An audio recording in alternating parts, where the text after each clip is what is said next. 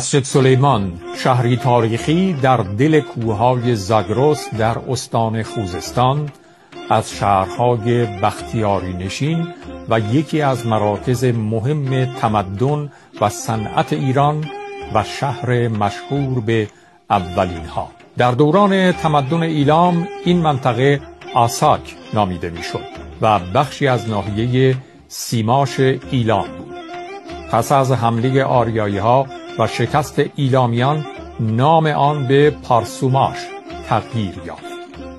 مسجد سلیمان در گذشته ها به دلیل وجود آتشکده باستانی سرمسجد نامیده میشد. در زمان حمله اعراب برای جلوگیری از تخریب آتشکده، ایرانیان ادعا کردند که این بنا توسط حضرت سلیمان ساخته شده است. در سال 1303 هجری خورشیدی، رضا شاه پس از شنیدن این داستان دستور تغییر نام سرمسجد به مسجد سلیمان را داد و این نام در سال 1305 به تصویب مجلس شورای ملی رسید.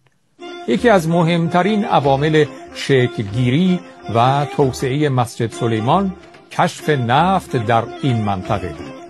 در سال 1901 ویلیام ناکس دارسی، تاجر انگلیسی، امتیاز اکتشاف نفت ایران را از دولت قاجار دریافت کرد. در سال 1908 با حفر چاه شماره 1 در میدان نفتی مسجد سلیمان برای اولین بار در خاورمیانه نفت استخراج شد. این رویداد مسجد سلیمان را به اولین شهر صنعتی ایران و مرکز استراتژیک تولید نفت تبدیل کرد. اکتشاف نفت منجر به ایجاد اولین های متعدد در ایران شد، از جمله اولین چاه نفت خاورمیانه، اولین کارخانه گوگردسازی، تصفیه خانه آب، کارخانه برق، اولین راه آهن، اولین فرودگاه، بیمارستان مجهز، پیست دوچرخه سواری، اولین فرستنده رادیویی، اولین باشگاه گلف، استخر شنا و اولین زمین فوتبال رسمی در ایران.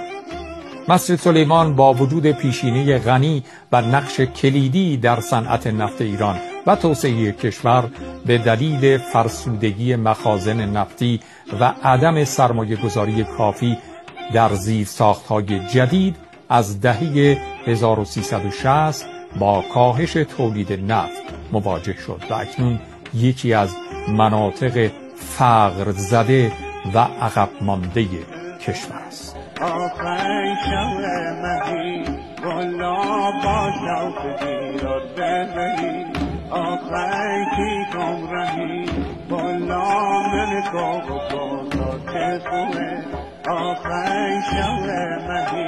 والا پای پیاده